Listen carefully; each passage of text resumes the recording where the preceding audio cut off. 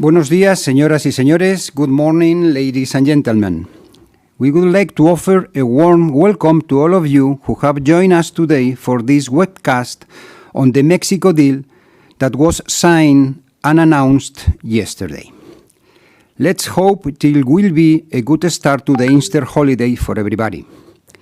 We have with us today Mr. Pepe Sainz, CFO, and Mr. David Mesonero, Global Head of Corporate Development, both of whom are very well known to all of you.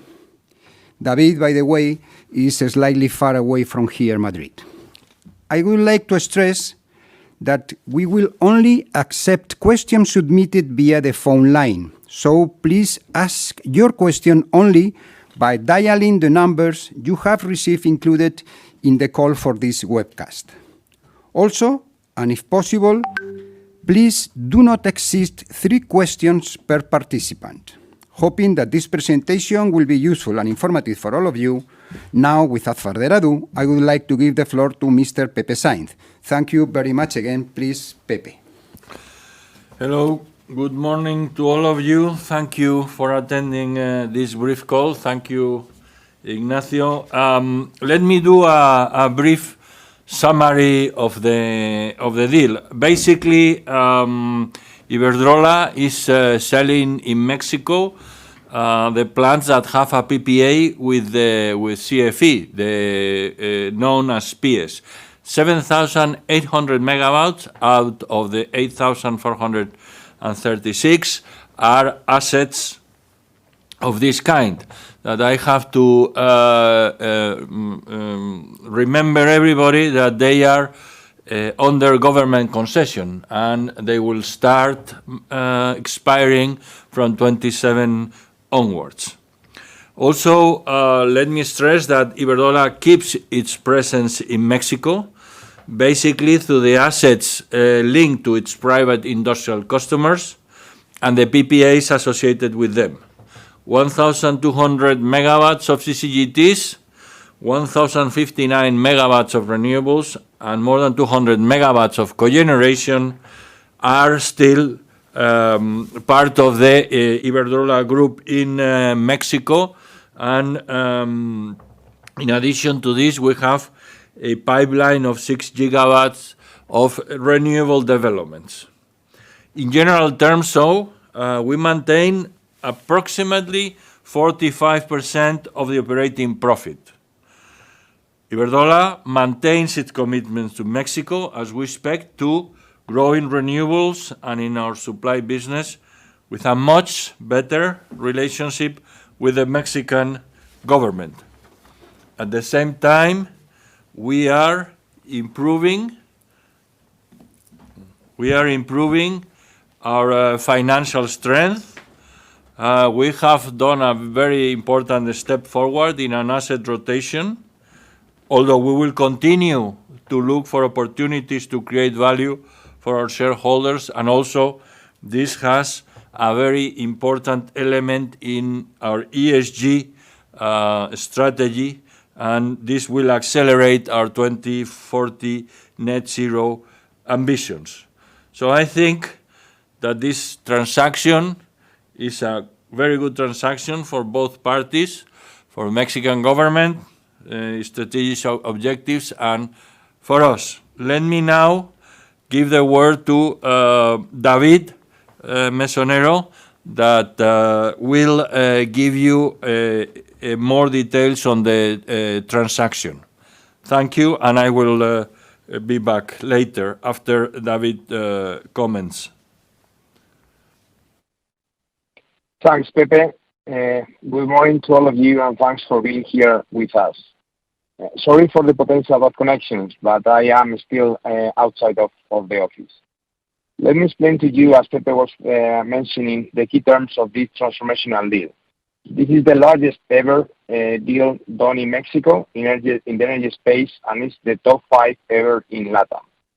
And of course, what is the rationale for Iberdrola? So if we move to page number 3, as announced yesterday after our meeting with the President of Mexico, Iberdrola have signed an agreement with MIP, Mexican Infrastructure Partner, which is one of the largest infra funds in Mexico, with more than $4 billion under management, to sell 8.5 gigawatts for around $6 billion. This price can be adjusted and increased by final price adjustment till closing. MIP will finance the transaction with funds from Mexican public institutions. Approximately 40% of the transaction will be funded through equity from FONADIM, which is the National Infra Fund, and the rest 60% of first instance will be financed by local development banks, and later private commercial banks will be incorporated. The portfolio is formed by 13 assets, 12 of them CCGTs with a total capacity of 8.4 gigawatts, and one wind farm, La Venta, of 103 megawatts under a P scheme, so contracted with CFE, as our CFO was explaining. Indeed, 7.4 gigawatts, so 87% of the total asset base, are assets contracted with CFE and subject to government concessions. This transaction also permits the de-risking of Iberdrola Mexico. 4 assets of the perimeter, around 1.4 gigawatts, are currently stopped due to open litigations with regulatory bodies. These projects are Monterrey 3 and 4, Topo 3, and the former cogeneration plant transformed into a CCGT called Enertec that you can see in the backup. Almost 5 gigawatts, so 60% of the total asset base that we are selling, have been already more than 16 years in operation. And what is more important, as Pepe was mentioning, Iberdrola keeps its presence in Mexico with almost 2.5 gigawatts and more than 1 gigawatt in renewables. And also, we have a fantastic path to grow with more than 6 gigawatts of renewable pipeline. The remaining 1.2 gigawatts of CCGTs that are El Carmen and Dulces Nombres will allow us to secure energy to our private customers.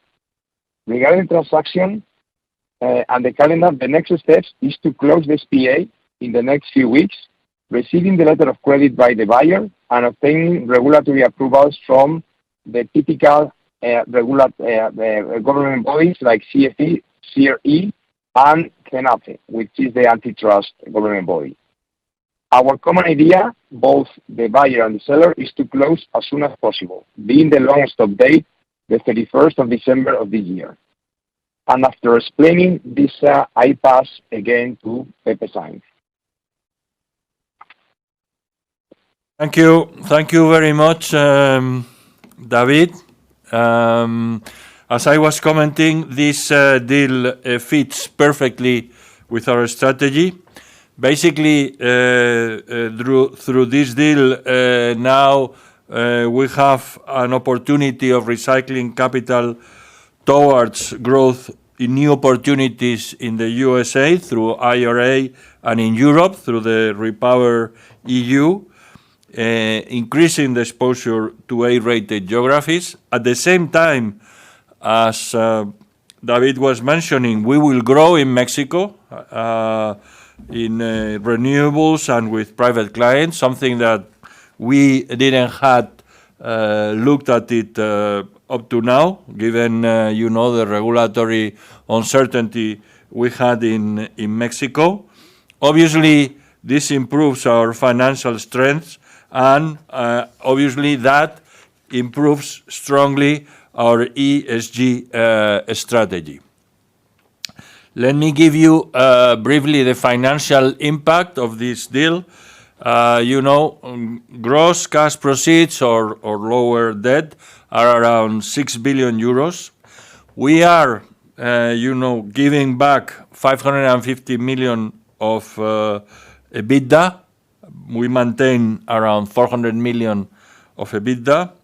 This has an impact on our net profit, of around $90 million US. But let me stress here that Iberdrola maintains our net profit target for 2025, and that in terms of 2023, obviously, although we don't have yet, a capital gain number, this means where we are expecting to have significant a significant capital gain for 2023. This improves our FFO over net debt about 50 basis points in our FFO over net debt ratio, and 0.2 times improvement on our net debt EBITDA ratio. So, the new Iberdrola in Mexico, we have around 50% of our our generation capacity will be renewable, as we have mentioned, with a meaningful pipeline to foster growth in the country. As we were saying, 2,400 megawatts in operation, 6,000 megawatts of renewable pipeline, contribution of $400 million in 23 EBITDA, and maintaining our commercial activity and access to firm capacity to ensure the supply to Mexican private customers and foster renewable growth. So to conclude, we think this is a win-win deal for both Mexican government and Iberdrola, reaffirms the group strategy. We want to stress that Mexico remains our core market, and we still look for growth in Mexico with a greener mix of generation and focus in private clients, with at the same time that Iberdrola strengthens its financial position.